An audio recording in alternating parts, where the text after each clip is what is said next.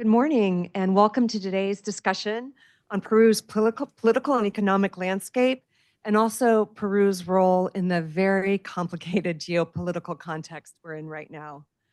So Peru's story is a story of resilience, but also of persistent challenges. On the economic front, the country has seen economic growth over the past 2 decades, though it slowed in 2023-2024. Peru remains a resource-rich country with strong trade ties across the region and beyond. Yet it faces some pressing concerns, including low productivity growth, corruption, rising insecurity, and a political environment that deters investment. On the political front, we've seen a high turnover of presidents in recent years, which reflects a broader crisis of governance and of public trust. Today, the president and Congress face historically low approval ratings, and many Peruvians feel that their democracy is at risk. On the economic front, I want to talk actually a little bit about the Chancay port and what's going on beyond Peru's borders. Peru has to navigate an increasingly complex geopolitical environment. Chinese deepening economic footprint in the country, most visibly through the Chancay port, has drawn the attention of Washington. The port has the potential to transform regional trade dynamics, strengthening Peru's position as a hub for Pacific commerce. However, at the same time, it raises strategic concerns in Washington about Beijing's expanding influence in Latin America. As I'm sure everyone here is tracking very closely, this apprehension is and was on display over the past weeks in Panama over the canal issue. So in this context, the development of the Chancay port is particularly significant. As the US scrutinizes China's involvement in critical infrastructure projects in the region, Peru's collaboration with Chinese entities on the Chancay port is likely to, I think certain to draw increased attention from Washington. So this situation underscores the broader balance that Peru and other countries in the region must maintain when it comes to managing relationships with both China and the United States. So today's discussion, we're going to have the opportunity to explore these themes in greater depth, shedding light on what lies ahead for Peru's political and economic trajectory, and also how the country can navigate this very complex, evolving global landscape. So thank you so much for being here. We're hoping to do more on Peru. I think we need to pay much more attention to what's happening in Peru. And I'm particularly happy to introduce Michael Shifter, who I'm sure all of you know, who was the president of the Inter-American Dialogue, but we are so lucky that Michael continues as a senior fellow, an active member, and as I always say, he left very big shoes for me to fill. So over to you, Michael. Great. Thank you very much, Rebecca, for those kind words and for your excellent introduction to today's topic, and really grateful for the opportunity to be able to moderate this session on a country that has been close to my heart for about 4 decades now, since I lived there in the mid-1980s. I'm really happy to have 3 superb speakers who will, as Rebecca rightly said, shed some light not only on the current challenges that are confronting Peru today, economic, political, institutional challenges, but also, as Rebecca said, we can't ignore what's happening in the wider context, and especially with the Trump administration's emphasis on threats of tariffs and trade issues, and of course, the role of China in the region and in Peru. Clearly, that's an inescapable issue that has already drawn a lot of attention and will continue, I think, to be very controversial as well. So we have a lot of ground to cover, and the time is limited. So Rebecca gave a great background introduction. So I think let me just briefly introduce The three speakers are all also happen to be good friends, and we're really grateful for their participation. Luis Miguel Castilla is the executive director of Videnza Instituto. He's the former Minister of Economy and Finance in Peru. He was Peru's ambassador here in Washington, worked for CAF for many years, and he's also a member of the Inter-American Dialogue. And we want to welcome Miguel, especially, who's just come from Lima and will share his perspective on how things are in Peru. Cynthia McClintock is a professor of political science and international affairs at George Washington University. I think no one here in Washington tracks Peru as closely as Cynthia. She's a leading authority, particularly on Peruvian politics, and so we're really delighted to have Cynthia with us this morning as well. And Kelly Myman Hawk is the senior counselor at McClarty Associates. She's a very respected authority and expert on trade and investment issues in Latin America generally, and also has, as discussed, and is on top of geopolitical questions as well, including the role of China in Latin America. She's a member of the Dialogue's board of directors. So really happy that Kelly was able to join us. My idea is simply to have a fairly informal conversation with Miguel, Cynthia, and Kelly. 2 rounds of questions. The first round really focusing on where we are, current situation, and the second really more forward-looking and looking at some scenarios, both on what's happening in Peru and also Peru's relations with the United States and more generally. So before I begin, I want to thank good friends from the Peruvian Embassy who are with us today. Thank you very much for being with us. We thought that focusing on Peru would lift our spirits a little bit, given what's happening here. Anyway, let me start with Miguel, since Miguel is fresh from Peru, and if I could ask him to give us a sense on how he sees the general situation. Rebecca mentioned the economy slowing down a little bit. What worries him, what he finds reassuring, what trends are there on the social question in Peru, social conditions in Peru.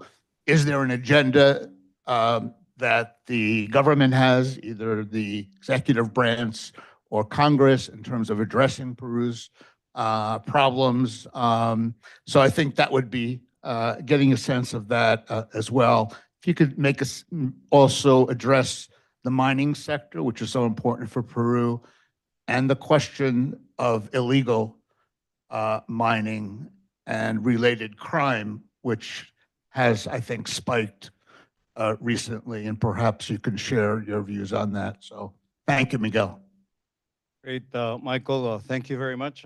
Very happy to be back at the dialogue. Rebecca, thank you very much for the invite and being here with Cynthia and Kelly to exchange views about Peru. So everything is relative, right? We thought we had big problems, but we look at the neighborhood and we look at the world, and we could actually be slightly more optimistic that it seems that we're not in Mr. Trump's blacklist because we have a trade deficit with the US. So at least with that front, I think other countries such as Mexico or others have more issues at stake. But let me give you a brief overview, because Peru is a country that it's always in the news because of its political uncertainties, instability. But if you look at the economy, I think the economy has been quite resilient. We are recovering growth after a long slowdown, around 3%. Most sectors are growing now. And with all this political instability, having all these presidents with a high turnover rate, I think there are 3 issues I'd like to highlight, which explains Peru's relative success in spite of not being sort of the fastest growing economy as it once was. One, I think, is a country that has very strong macroeconomic fundamentals. And we've seen this because of the low inflation rate that we have. It's one of the lowest ones in the world. We have a central bank governor that's been almost 20 years in office. And that central bank independence has made Peru's economy very stable. The sol is one of the most stable currencies in Latin America. In the past 24 years, it has depreciated 5% in comparison to most currencies in LAC, which have had huge swings and they've lost their value. So that's one thing. Strong fundamentals, which have remained in spite of having all sorts of administrations, left, right, and lots of them. The second is that we're a country that has pursued very open policies. We have trade agreements. We were host to APEC last year.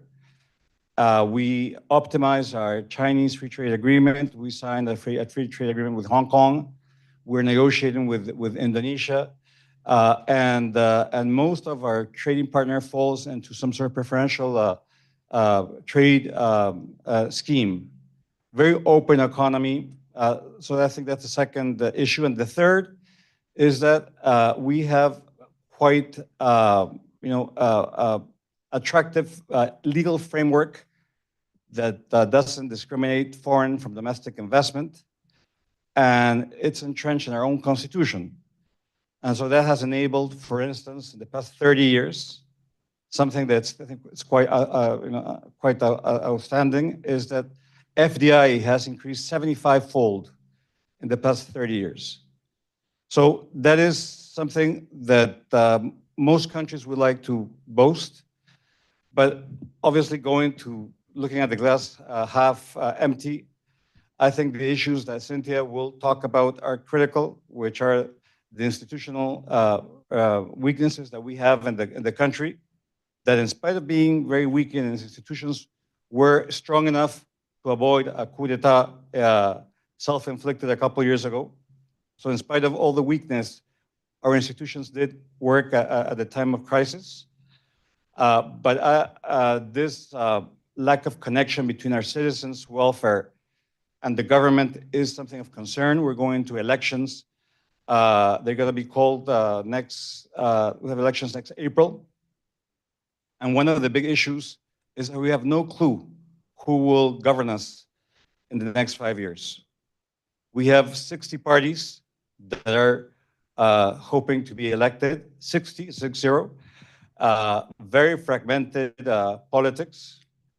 And if you talk to investment rating agencies, to investors, they're most concerned about the politics, not really about the economics, about the politics.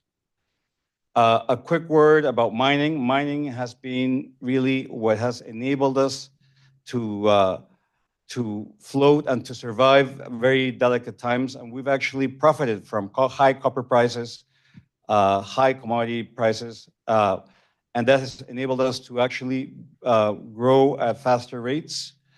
We have a portfolio of projects over 50 billion, and those projects were instrumented, were implemented. Our growth rate would go from 3% to at least 4.5% or 5%, which would make us once again one of the fastest growing economies in Latin America. You mentioned, Michael, illegal mining. Illegal mining is a big concern for us because of this vacuum of a lot of political instability. We have transnational crime taking over, and crime and citizen insecurity is the #1 worry for Peruvians, as in most other Latin American countries. And let me tie it now to the Trump and to the trade, and then I'll finish to stay in my allotted time. The fight for crime and drug dealing, narco traffic has been something that the U.S. has been quite a partner of Peru. And all the American bilateral aid has been put on hold, under revision.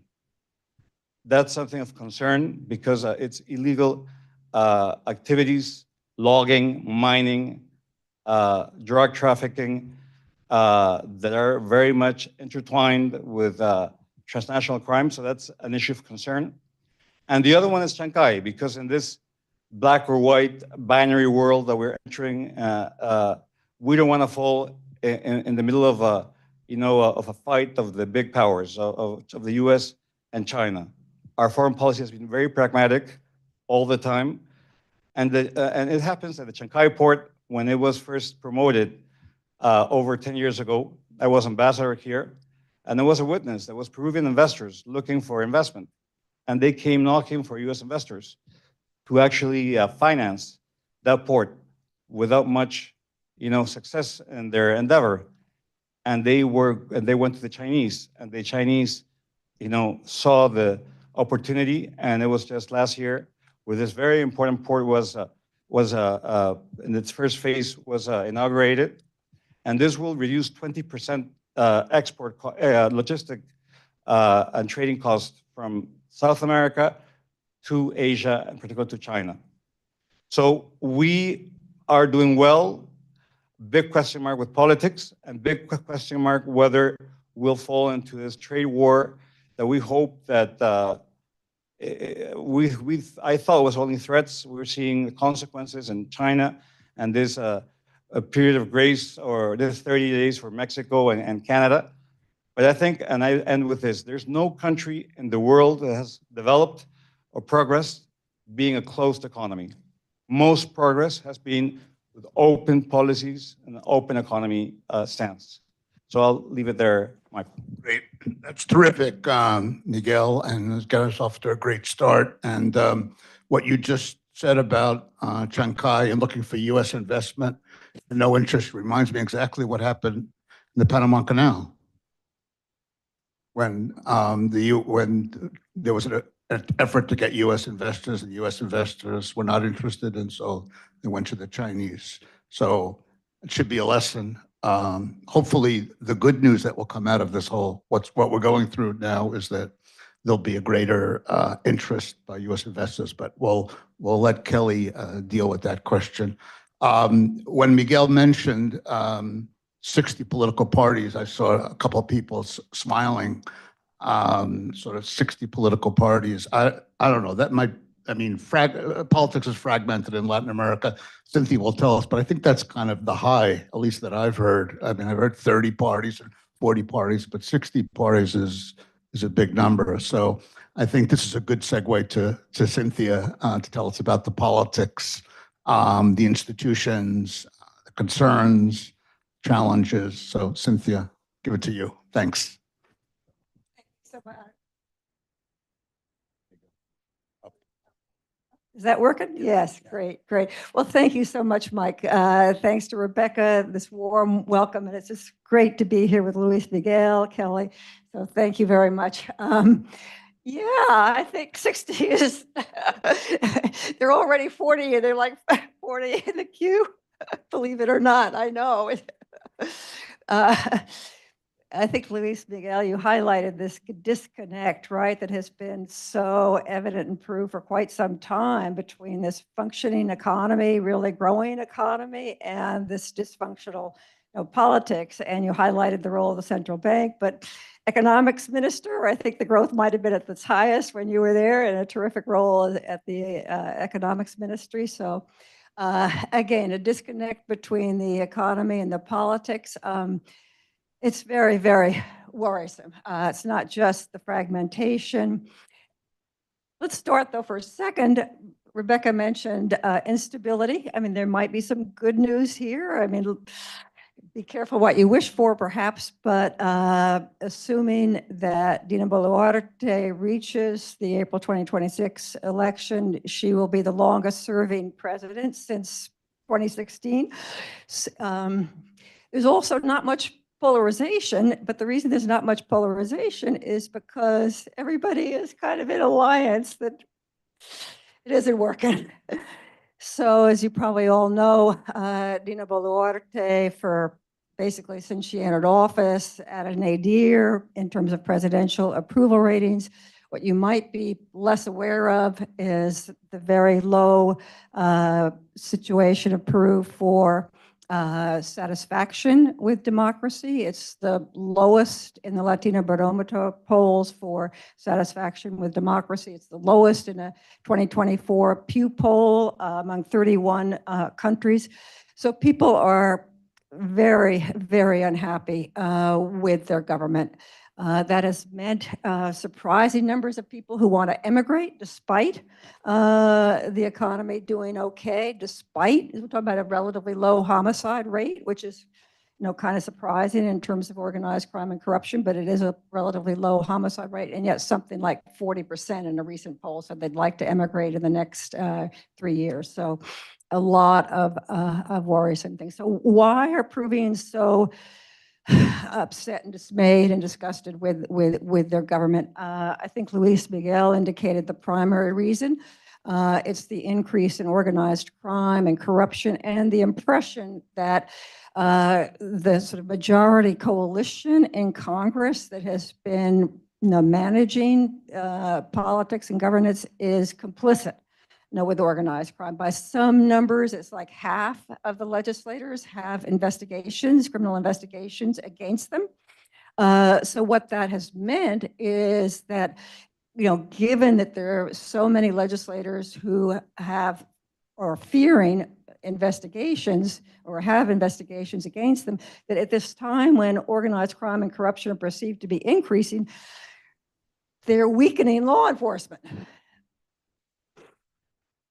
So in the middle of 2024, there was relaxation of the rules for pretrial detention. There were relaxations of the rules or making it harder to detain, to do searches, investigations, all of these kinds of things. And then also efforts to put their own people in the National Justice Board, which meant that appointees, let's say at the Ministry of Mines, could be people who were complicit in illegal mining. All this is not to say, it's such a grim picture. And again, this is what Peruvians are saying. At the same time, we have to recognize they're great people. I know lots of people, in Peruvian agencies, friends of mine who are willing, despite all of this, to enter the political arena. That takes a lot of bravery. It takes a lot of principles to try to say, okay, despite all this, despite all the threats, we're going to go ahead and, enter the political arena and try to do our best. But that doesn't change the perception of Peruvians that there's a great deal of complicity with organized crime. And the figures, as I said, the homicide figures, but the figures, the most recent figure I saw for the percentage of Peruvians who had been the victim of an assault or a robbery in the last 4 months was 45%. 45%. It was about the same as Ecuador, where of course the homicide rate is a lot worse, but worse than all the other countries that had been asked this question. So huge fears of extortion, assault. I think this Luis Miguel would agree is the primary reason for the discontent with the government. What's been the response of civil society to this? Again, there's definitely lots of efforts to correct this, but a lot of the time too, there have been efforts to silence civil society. So, and the investigative journalists who have tried to curb organized crime and corruption. So in the most recent rankings by Reporters Without Borders, Peru had fallen something like 40 rankings out of some 180 rankings just in the last 2-3 years. So in other words, reporters, investigative journalists are very, very nervous about going after trying to investigate and proceed against crime and corruption. We have a good friend, Michael Gustavo Gorriti, who has been particularly the target of investigative journalists, the prosecutions and smear campaigns. So, and he's not the only one. So it's very worrisome. With respect, Michael asked me to address the question of some of the reforms. You may know that, quote, reforms were put through, which probably many political analysts would agree with to move towards bicameralism so that there would again be a Senate and also to allow reelection of the legislators. The problem is that in a referendum in 2018, Peruvians overwhelmingly rejected just those initiatives. So this sense of again, the Congress just, we don't care what the average, even though 80% of Peruvians said no to those initiatives, we're going ahead because it helps us. That's the perception. So I wish I could be more optimistic. There is the economy has been strong. There's a lot of independence in the central banks you mentioned, but we'll talk about the upcoming election in a bit. Great. Thank you. Thank you very much, Cynthia. That was great. I want to turn to Kelly now, and I'm not going to ask you to predict because I'm thinking we have a very unpredictable environment these days, but you follow trade issues, the tariff threats, China. I mean, these are all very relevant to Peru. Peru has a free trade agreement with the United States, it has a free trade agreement with China, as Miguel said, also negotiated other agreements. How do you see how a country like Peru fares in the Latin American context with this administration? Thanks. No, thank you for the invitation to be here, and Rebecca, honored to be here with my fellow panelists. I think Luis Miguel put his finger on a very key factor that does mitigate risk for Peru, and that is the fact that the United States has a trade surplus with Peru. But I think it's important to remember that for this president, tariffs really have three primary purposes. One is to protect U.S. industry, which as a good student of ISI in the 70s in Latin America feels familiar. The second is to raise revenue, which feels a little bit historic, but this is how he views it. And the last, as we've seen over the last 10 days, is leverage. And so I think that while this administration is very focused on trade deficits and views them as a very strong negative, that does not keep Peru in the free and clear, nor does it keep Peru's free trade agreement in the free and clear. And so that's important to remember. At this point, we have a review that is going on per the executive order that came forward, which is really more a memorandum than an executive order on trade that was put forward the president's first day in office, that is mandating a review of basically every aspect of our trade relationships. And the deadline for that review is April 1st. So I would imagine that that review will include components of all of the free trade agreements. And we already know that the special envoy for this administration, Mauricio Claver-Carón, has already been on the record. He wrote an article in the fall saying that the USMCA review would be important, but we really need to take a look at CAFTA. Now, CAFTA has some very particular characteristics, including the situation in Nicaragua, et cetera. But my point is, I think in this political environment, all of the FTAs, and of course we have more FTAs in Latin America than we do with any other region, will be subject to review and, or if we're thinking about that leverage point, review or just, the national security as defined by this administration exemptions, and therefore tariff threats. So that's always out there.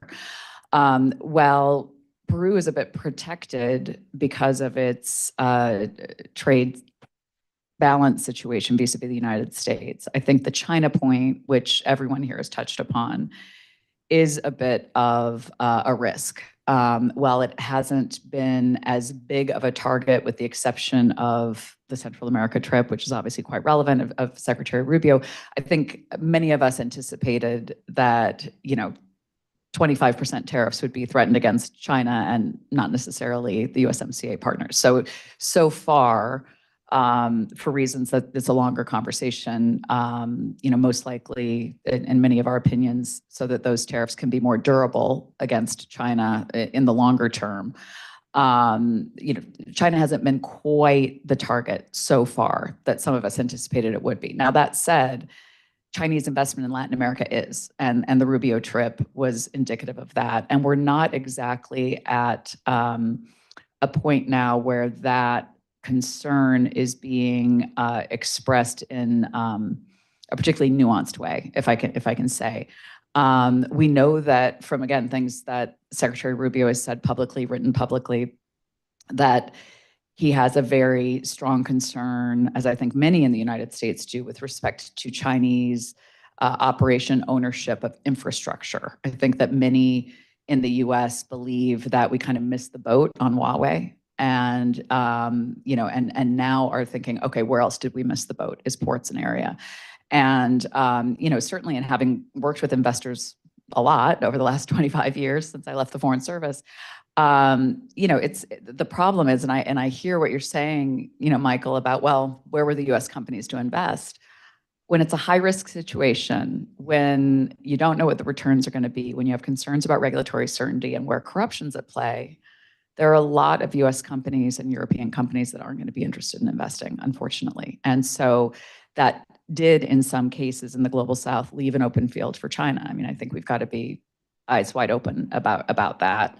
But, you know, you have a situation then where, you know, if you're going to focus on this issue, this is the reality. And how do you look at Chinese ports that are run by a state-owned entity differently than you look at a Chinese port that's run by a private Hong Kong-based company? Right now, we're not. But you know, it'll be interesting to see how those issues get teased out over time. I think we'll keep the conversation quite interesting. So I'll leave it there. Great, thank you very, very much. We should also just add you mentioned Special Envoy Mauricio Claver-Carón, but he also did have an interview where he mentioned about suggesting tariffs on anything coming from Chancay. I think it was it 100% or 60%? 60. 60 is what he said, yeah. 60, yeah. Okay, so he's already, you know, on the record saying anything that comes from this Chinese port, we should put a 60% tariff on. We'll see, you know, if that goes anywhere, but at least that's out there on the record. Miguel, going back to you, I wonder if you can tell us what the Peruvian sentiment is about the role that China plays in the Peruvian economy, the Chancay port. Would you say it's just total support? Are there concerns? As far as I know, China's been the main trading partner of Peru for 15 years. You know, that's a stretch. It didn't happen, you know, yesterday.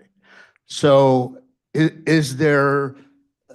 how do you assess kind of how the Peruvians, the government, kind of, you know, political and economic kind of elite groups, are they happy with the relationship? You know, you mentioned, you know, Peru doesn't want to get caught in the middle of this geopolitical, you know, tension, which is understandable. But I just wonder if you could kind of share your perception of how they look at the Chinese role, and you know, and what happens in a scenario where there is, you know, if there's a you know, if Chancay becomes, you know, again, becomes an issue, as we've already have a little bit of taste of that. I mean, how does we've already seen, you know, how Colombia has reacted, how Mexico's reacted, how Panama's reacted. I mean, we have some data points already in 2 weeks about how different governments respond. How do you think Peru would kind of manage this, should it reach that point? All right.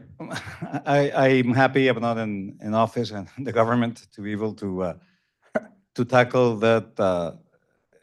But before that, I think one has to understand the special historical ties that Peru and China have, which is historical.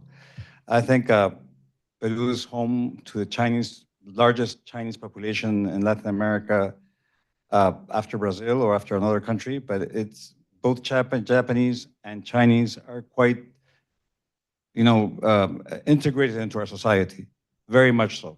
It's just a fact that we should So when Chancay port was inaugurated, I think it was one of the biggest news that most Peruvians felt that once again, a big investment was going to take place and was going to transform the reality of the north part of Peru and play a huge role.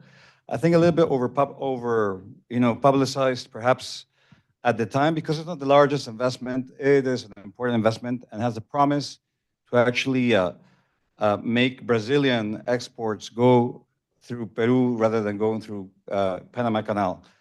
And so there was a lot of hype, but the truth is that there's still very little trade, one ship a week, and a lot of noise, perhaps, that now may backfire. I think if we look at Colombia and we look at Panama, latest reactions, the leverage component that Kelly was mentioning is very, very important. And I see this administration, different from the previous Trump administration, as actually acting upon its leverage quite swiftly and aggressively towards our interests. So I would foresee that there may be some cooling down of the relationship between Peru and China, and especially Chinese participation in key sectors: energy, mining, infrastructure, finance, which Peru has become in the flow one of the most relevant recipients of FDI from Chinese origin. I do foresee worries in the government. Not very loud, but I think there are some concerns about that. Peru wants to exceed the OECD. I think the US may play an important role in that regard. I think the number one issue is crime, violence, and illicit activities. And for this, we need the US intelligence, cooperation. It's critical. So I think that if one has to, in a certain way, give place to realpolitik, I think the US has more chances today to actually impose its will upon Peru's authorities rather than, try to play, with both parties in equal partners. But one thing is that we have no idea who's going to be president next. In Peru, there's, I think, a growing sensation of all this chaos and instability that Cynthia was explaining. And there's a sense of there being a need for order, for more authoritarian, perhaps, rule, strongman rule. And Mr. Milei is a very popular guy in Peru. So I wouldn't be surprised if there was a swift going towards the right and to an administration more aligned with the style being pursued up to now from the US administration. So just let me add a little bit of my concern. My real concern is not really the bilateral thing, which I think will be negotiated. But my concern is that all of these policies may trigger an external crisis that we're actually underestimating today. Everything that the US administration is doing may lead to a crisis. High tariffs are inflationary, deportations and throwing out cheap labor, is inflationary. The fiscal won't be solved with Mr. Musk's attempts at cutting costs, given that the tax breaks will be maintained at least. And all of this, given very big deficits, fiscal and external accounts of the US, may be incubating a crisis. And if that happens, crises are never appropriately projected, but that may affect global growth, which is now around 3%, to a lower percentage. China is not doing too great. It's growing 4.5%. And this may affect copper prices, and this may actually have a more direct effect on our economy than all of these negotiations and all these bilateral ties. I think the US is extremely important for Peru.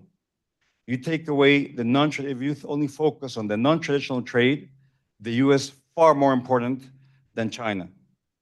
take away copper, take away commodities.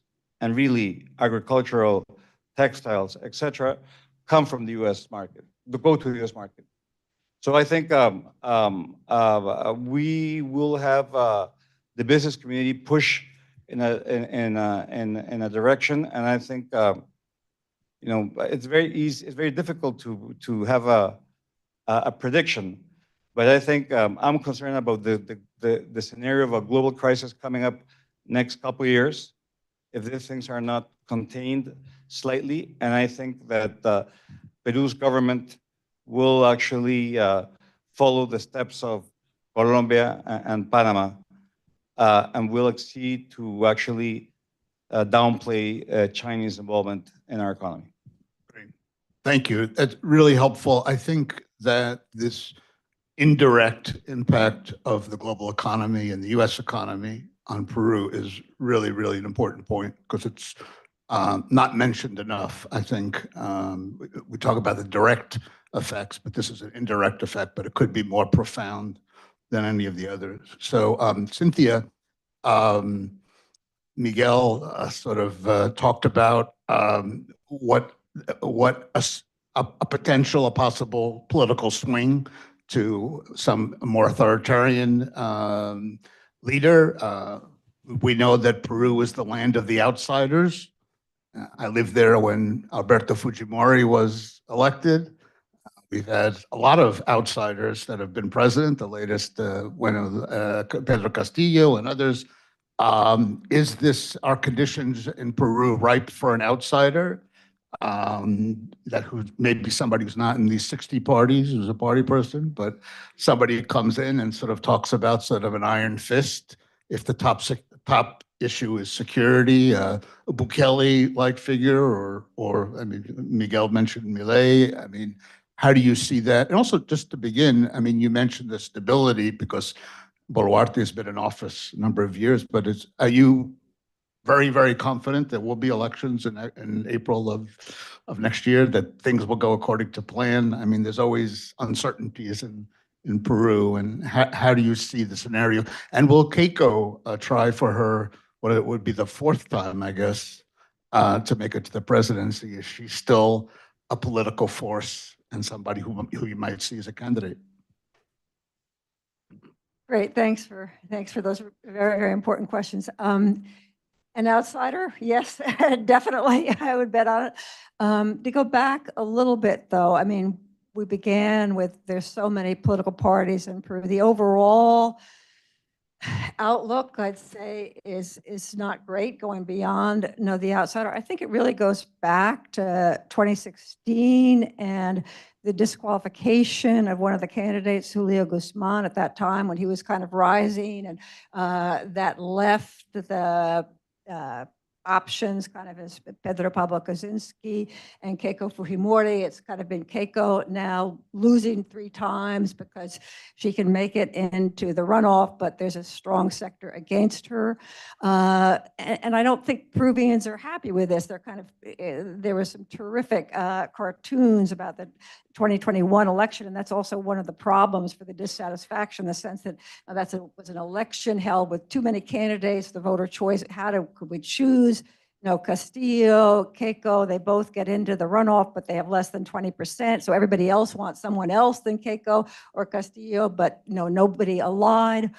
So we're not fixing that problem. We're aligned even less than in 2021. 2021, there were 18 candidates. And as we said, now a lot more. So parties that I would love to see be strong, like the Partido Morado of Francisco Sagasti, that's kind of dissolved, right? And they dissolve into different factions. So none of that is what we want. We want to see alliances being built, coming together. I mean, if it's a kind of pro-Malay option, that at least it's kind of together and that voters get a chance to express their views. I agree 100% with Luis Miguel. The polls suggest move towards the right. Many of the candidates who are mentioned, Hernando de Soto, Rafael Lopez Aliaga, are in that bent. My guess is that Keiko will run. She figures in these polls. She's now leading the polls, but again, coming back to my previous point of it advantages her to have all these candidates because with 12%, which is what she's at in the polls now, she can get into the runoff, which is, again, not what we want, but it's not impossible. So then the question becomes, who's the other candidate? I was looking at the list. I'd be curious what Luis Miguel thinks. Carlos Alvarez, the comic, came to pro-Malay, pro-hardline, spoke pretty well, but no team, no experience, classic outsider. We'll see. I think the key thing is to have the sense that at least the election is fair, that no one is disqualified at the last minute. If you take a look at people who can't run, I mean, probably no one is crying that Antara Humala cannot run. But this perception needs to look consistent in terms of who is allowed to run and who is not. And at the moment, none of that's looking very good. Great, thank you. Let me just ask Kelly a final question, and then we'll open it up. We have a few minutes for anybody who has questions here. Kelly, you talked about U.S. leverage and using this tariffs as leverage. Well, from the Latin American, if you were Latin America, advising Latin America, or I mean, does Latin American countries, do they have leverage? Is this climate an opportunity for Latin America? How do you think would be the most prudent and sensible way to deal with this very complicated environment? I'll put some ideas out there, and then I will defer to you and our other colleagues here whether or not they fly in the Peruvian environment. In some cases, they might be a bit difficult.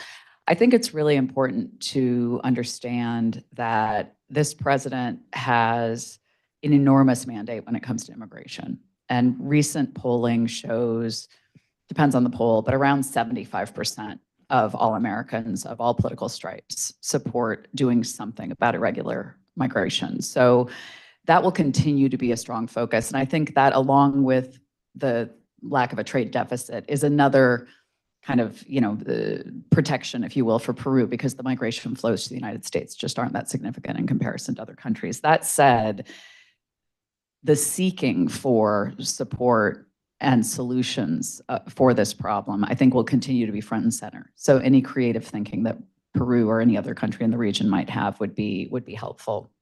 The other focus, obviously, is China. And this is one where, because there's so much Chinese involvement in the economy, I don't know if it's realistic, but some ideas that are floated is almost looking at the trade agreements that we have in the Americas from a customs union perspective. In other words, trying to align outward-looking tariffs towards China, at least on sensitive goods. I know that's something that is being bandied about in the USMCA review. That's something that might be considered.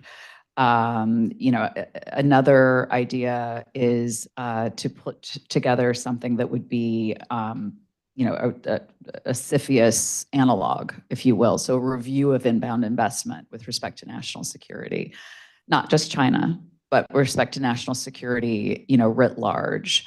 I think that thinking about what security guarantees can be placed,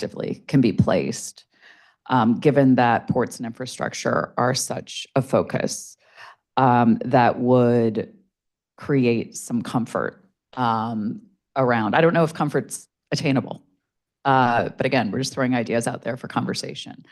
Is something else that I think should be considered. And frankly, depending on how the election goes in Peru, I mean, if the eventual next Peruvian president is more right-leaning, I mean, I think it's important to acknowledge that this president is very proud of, what he views as his leadership, not just of the ascendant right in the United States, but the ascendant right globally. I mean, this is a dynamic that is not just happening here, right? So I think, that most likely would provide opportunities going forward. Now, that said, we're all living real time some of the drama around some of the policy positions that this administration is taking, right? So I think we don't really know where this story is going to end up. So that is not a risk-free endeavor, but it's a dynamic that I think if we're going to, just be realistic and clear-eyed about it, that it's important to put on the table. Terrific and very, very helpful. Thank you. We have a few minutes for questions. Yes, please. You could just tell us who you are. Thank you. Hello, I'm Isabella, and I'm a Master of Public Policy student at Georgetown. Thank you all so much for your insights on this timely topic. Given that organized crime has negatively affected lots of Latin American countries' economies, in addition to their political states, how would you say, if at all, that organized crime has affected Peru's economy, given that it has so much of a stronger economy than a lot of other Latin American countries? How has it contributed to migration out of Peru, similar to how this migration has been affected by things like dissatisfaction with democracy there? Miguel, you want to try that? Sure. No, I think the economic impact of insecurity is huge.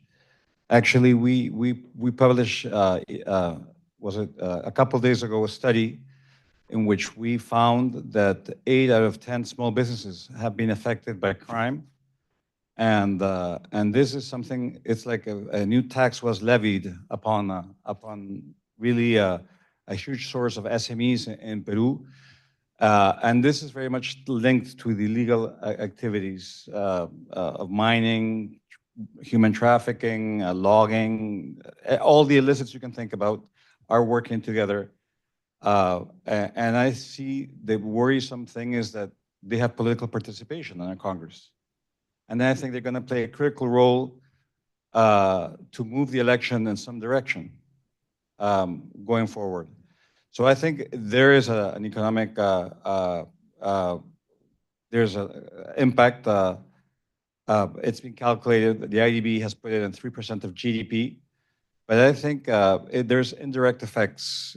People are thinking twice about investing in countries where, illicit and organized crime is taking a hold.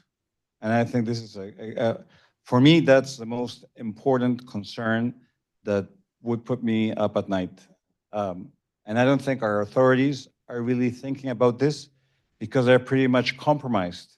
And the political parties are compromised with these illicit activities, illegal mining and gold, and the risks that it may go to copper and to other sectors. So this is a huge concern. Could be an opportunity for new engagement with the US, perhaps, but it's, I think, too early to tell. But I think this is a growing huge concern for migration, for the economy, and overall the well-being of Peruvians, how they perceive it. Thanks. Cynthia, you want to add anything to that, or?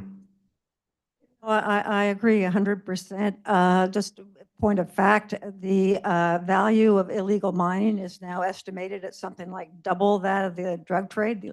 So it is just a huge problem. And I agree, intelligence is key, but it's very challenging. The geography of Peru makes this really, really challenging, but it's crucial. Great, thanks. Yes, friend. Thank you. Enrique Ortiz from the Andes Amazon Fund.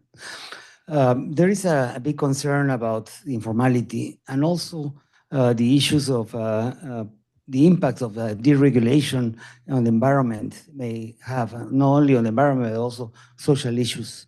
Do you see this as a real trend happening right now with the government of Peru, or this is just one more of the announcements?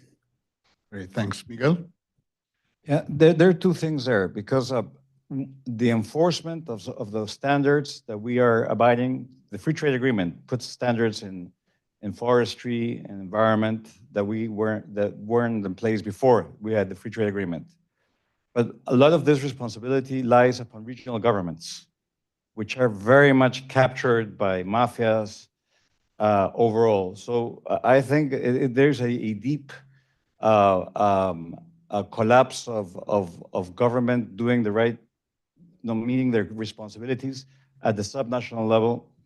And obviously, if we were to have sort of a revision of our free trade agreements and the standards, environmental, etc., because of some new world order emerging, then this would really weak all of our enforcement of our environmental safeguards, etc. The thing is that Peru, and you mentioned informality, we are very much prone in terms of putting all the targets towards the formal sector, which is about 20% of the economy, and nothing with the 80% remainder. And so that's really a structural issue of the Peruvian economy. Applies to mining, agriculture, forestry, everything. And this dual economy, character of the Peruvian case is very much ingrained and doesn't seem to be moving at all. So I think that this is a key concern, and I think weaknesses may be coming along in the future, more than strengthening our framework. Thanks. Maybe I have time for one more question. Don't be shy. Anybody? Okay. Why don't we have? Hi, thank you for your words. Mateo Chirinos, current MBA student at UW.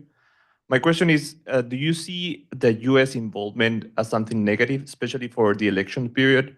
Maybe the left using it as more as a downside or gaining votes by saying that we don't want to engage too much with the US? Just an open question on how maybe it could be seen negative, especially on an election period. Anti-Americanism, you mean? Yep. Mobilizing the left, Cynthia? That definitely has occurred to me. I don't know exactly what Luis Miguel with it, but I have not heard one Peruvian who doesn't think that the Chancay port is good for Peru. Is it going to bolster the economy? And I can easily imagine a backlash, a kind of nationalistic backlash. So I think that indeed is a possibility. I think with the Biden administration, there was some expectation that possibly there'd be, like the Organization of American States, an international role, kind of looking at the election. I also think that's not going to happen now. So, yes, I agree. Miguel, what is your view Very, on very that? quickly. I think Peru is very polarized. And I think in this polarization, many people are happy that they're revising USAID, sources, recipients of NGOs, and it depends who you ask. They have both parties, one very, very upset and the other one very happy. So finally, someone's putting order. But in terms of the U.S. playing a role in our or anti-American sentiment, frankly, I don't see it. We're worried about our crime, about our being mugged, about our jobs, and there's no direct link towards China or the U.S. now. There could be one, and I've talked with my Colombian friends. If they start putting problems for Peruvians getting into the U.S. and the visa, then I would think that would spark more of concern. Ask any Colombians recently entering the U.S., and it hasn't been fun. Yeah, that was really the big issue in Colombia. That's when Uribe and Juan Manuel Santos got involved in calling all their contacts and friends to help solve this crisis. Was the visa issue more than anything else that affects 80% of Colombians. So I think that's an important point. Well, this has been a terrific session, and I want to thank Miguel, Cynthia, and Kelly for sharing their expertise and insights. And I'm sure we'll have more to come on Peru and also this very dynamic, challenging environment that we find ourselves in, both in the region and also here in Washington. So thank you very, very much for joining us, and we look forward to seeing you in future meetings. Thank you all.